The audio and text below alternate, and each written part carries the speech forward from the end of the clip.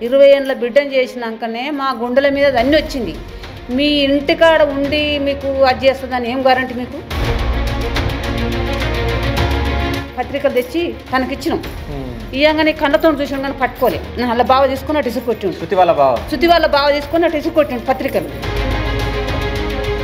నేను ఓను, నన్ను పోతుంటే నన్ను లారీ కింద వేస్తారు కానీ నేను ఓను, నన్ను చంపేస్తారు. నేను ఓను దయాకరకే ఇచ్చి చేస్తా పెళ్ళి. నేను పెళ్ళి చేయబిడ్డ వస్తావా ఇప్పుడు అన్నాడు. అంటే నేను రాను. ఎందుకు చచ్చిపోవచ్చు? అది ఎందుకు చచ్చిపోయిందో సార్ ఎట్లా అర్థమవుతలేదు అది. సో మనతో పాటు ప్రజెంట్ ఇప్పుడు దయాకర్ గారి అంటే పెద్దమ్మ ఉన్నారు. సో ఆమెతో మనం మాట్లాడదాం. నమస్తే అమ్మ. నమస్తే సార్. మీ పేరు? నా పేరు కృష్ణమ్మ సార్. కృష్ణమ్మ. సో అంటే వీళ్ళతో మాట్లాడిపిస్తుంటే నువ్వు పక్క నుంచి మాట్లాడుతూ ఉన్నావు కదా, అసలు ఏమైంది? ఎట్లా చచ్చిపోయింది శృతి? ఎట్లా చచ్చిపోయింది సార్? అవి కారణం ఇవ్వలేదు సార్. మా శృతి చచ్చిపోయే పద్ధతి కాదు, చచ్చిపోవద్దు శృతి. అయితే ఏమైంది, వచ్చింది. ఎందుకు వచ్చింది ఇంత తొందరగా, ఎందుకు వచ్చినవరా నాని అన్న. నీవు చెప్తే తీయ పెద్దమ్మ అన్నాడు. అన్నాకేమన్నది, ఏంద్రా అప్పుడు సంక్రాంతి వెళ్ళినాక పెళ్ళి అంటివి, ఇప్పుడు పెళ్ళి అంటున్నావు, 10 రోజులలో పెళ్ళి కావాలంటున్నావు, ఎట్లా చేస్తామే మనము అంటే, ఎట్లన్నా చేస్తాం అక్క, ఆనన్నా తెస్తాం పశలు, అప్పుడైనా ఎట్లయినా బాకీ, అప్పుడు చిట్టీలు ఉన్నాయి కానీ ఇప్పుడు బాకీ తెస్తాం అన్నది. అనగానే వీళ్ళ నాళ్ళ నాటికి ఎత్తుకున్నాం. ఈడో 2000, ఆడో 1,00,000, ఈడో 1,00,000 తెచ్చినాం. పెళ్లి చేసినాక పెళ్లి చేసే ముందు ముఖం మార్చుకుంది.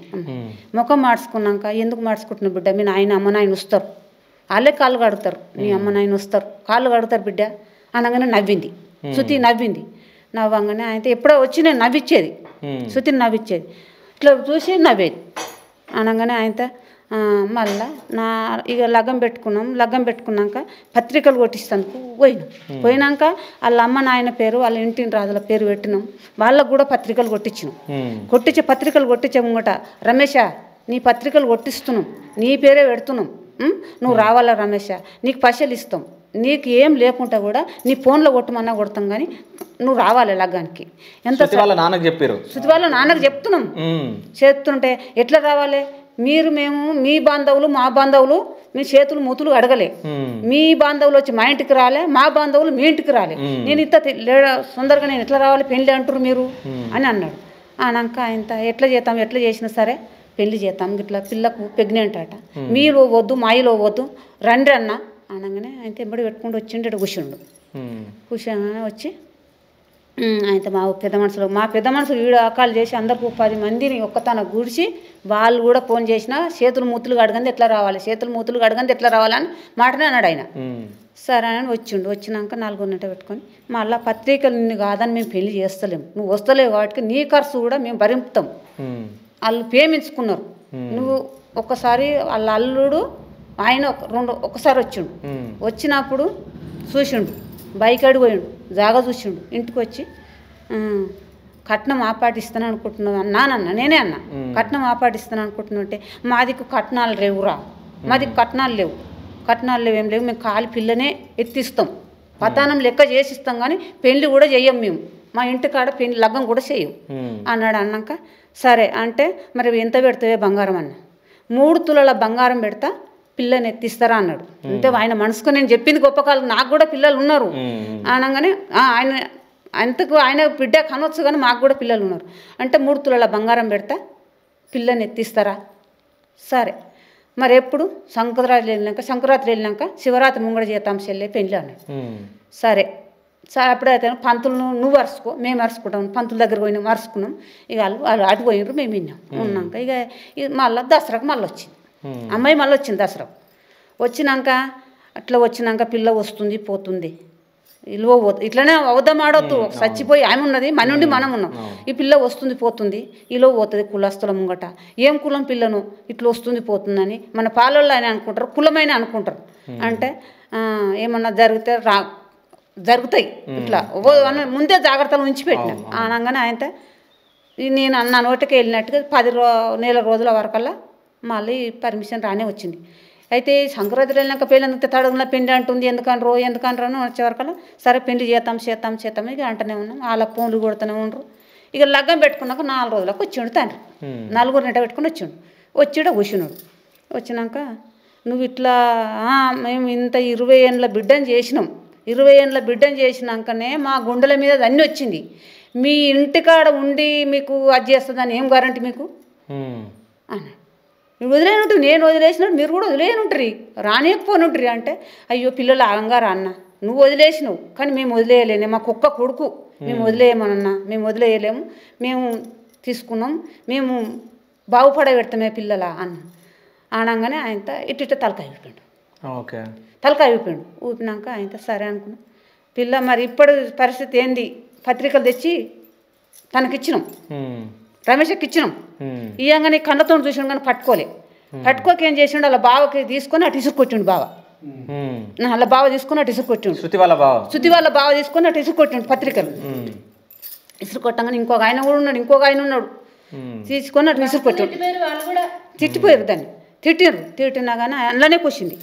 ఆయన ఇప్పుడు సంగతి ఏందో, ఇప్పుడు పరిస్థితి ఏందో అడుగురు ఆమెను అనగానే, సార్ బిడ్డ మీ ఆయన వచ్చిండు, మీ బావ వచ్చిండు, చెప్పుదురా నీ ఆశని చెప్పుదురా, నేను ఓను, నన్ను పోతుంటే నన్ను లారీ కింద వేస్తారు కానీ నేను ఓను, నన్ను చంపేస్తారు, నేను ఓను అని అంత భయపడుతున్నావు ఎందుకే, 20 ఏళ్ళ బిడ్డను చేసిర్రు అట్లా భయపడుతున్నావు అనగానే ఆయన అన్ననే కూర్చుంది.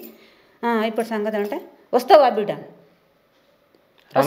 రమేష్ అన్నాడు, వస్తావా బిడ్డ నేను తొలకపోతాను, తొలకపోయి నేను పెళ్లి చేస్తా, చేయకూకొను దయాకరకే ఇచ్చి చేస్తా పెళ్ళి, నేను పెళ్ళి ఏం చేయబిడ్డ వస్తావా ఇప్పుడు అన్నాడు.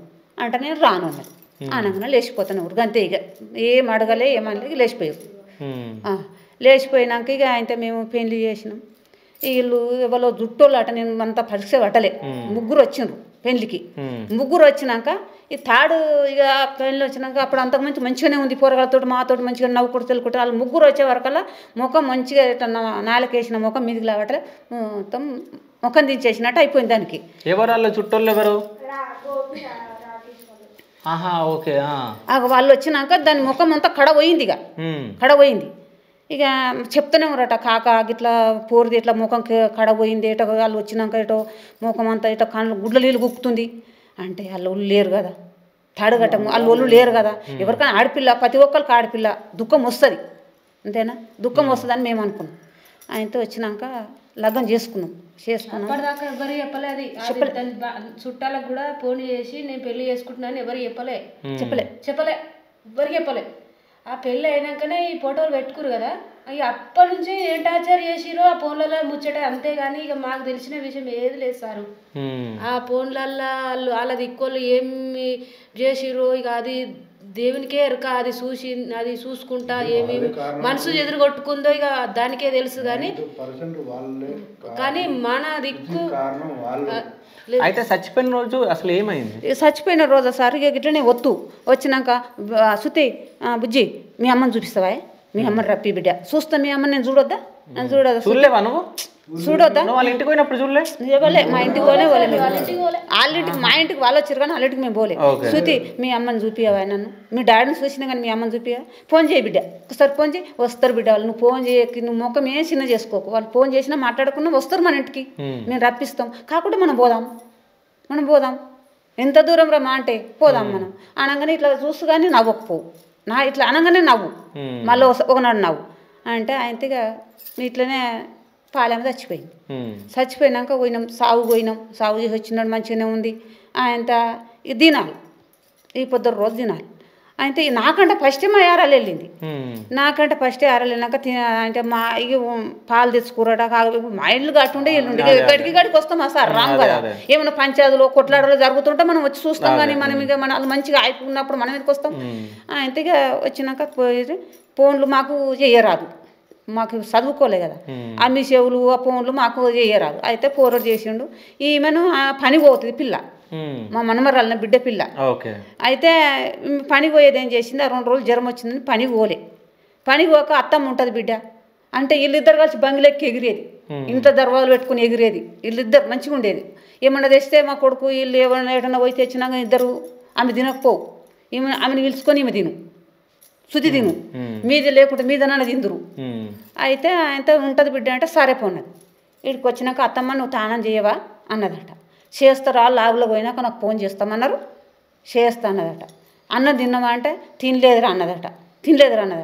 అంటే నేను అన్నం తినొస్తా టీవీ పెట్టుకుందట ఈడ కూర్చుందట 2 ఫోన్లు ఉన్నాయి ఆ ఫోన్లు ఒత్తుకుంటా కూర్చుందట ఫోన్లు ఒత్తుకుంటా కూర్చుంటే నేను అత్తమ్మ నేను అన్నం తినొస్తా అన్నదట అన్నం తినొస్తానని ఇంకో ఇంటి పక్క వాళ్ళ ఇంటికి పోయి ఆమె ఉంటే ఆమెతో చెప్పి మాట్లాడిందట మాట్లాడి మా ఇంట్లో దొరుకుతూనే ఉందట ఆడక్కడికి ఊరికి వస్తూనే ఉండు 10:30కు మేము ఇంట్లోకి పోయినాం 11 గంటల వరకు ఇది మాత్రం ఎరకచ్చినాం సార్ అంతే ఎందుకు చచ్చిపోవచ్చు అసలు అది ఎందుకు చచ్చిపోయిందో సార్ ఎట్లా అర్థమవుతలేదు అది కానీ సారీ చెప్తున్నా నేను ఇన్ని మాటలు అడిగిన ఇన్ని మాటలు మీరు ఇట్లు పెట్టి నేను సారీ అంటున్నా నా పెళ్లి కారణం ఇన్ని మాటలు సారీ చెప్తున్నా నా పెళ్లి కారణం ఇన్ని మాటలు సారీ చెప్తున్నా అని వాడు మా ఇంట్లోకి మీద బంగ్లెక్కి మాట్లాడు అంటే వాళ్ళతోటి మాట్లాడుతుండేమో సారీ నేను ఇన్ని మాటల మీరు ఇంత ఫోన్లు పెడుతుంటేనే సారీ చెప్తున్నా నేను పెళ్లి చేసుకున్నాను సారీ చెప్తున్నా నేను పెళ్లి ఎన్ని మాటలు చెప్పాలి సార్ అని ఎన్ని మాటలు చెప్పాలి సార్ అని అనేది అంతే వాడు మాకు అంటే ఇక్కడ మనకు చూస్తే అంటే ఇంతసేపు వాళ్ళ అమ్మ నాన్న మాట్లాడింది అంత పర్ఫెక్ట్ ఏమి అర్థం కాలేదు కానీ అంటే ఈమె దయాకర్ వాళ్ళ పెద్దమ్మ మాట్లాడినాక అంటే క్లారిటీ తోటి మాట్లాడడం జరిగింది ఆమె. సో మీరేమనుకుంటున్నారు అంటే ఈమె చెప్పిన దాంట్లో వాస్తవం ఉందా లేదా అని చెప్పేసి మీరు ఏమనుకుంటున్నారో కామెంట్ చేయండి. So thank you so much. Thank you.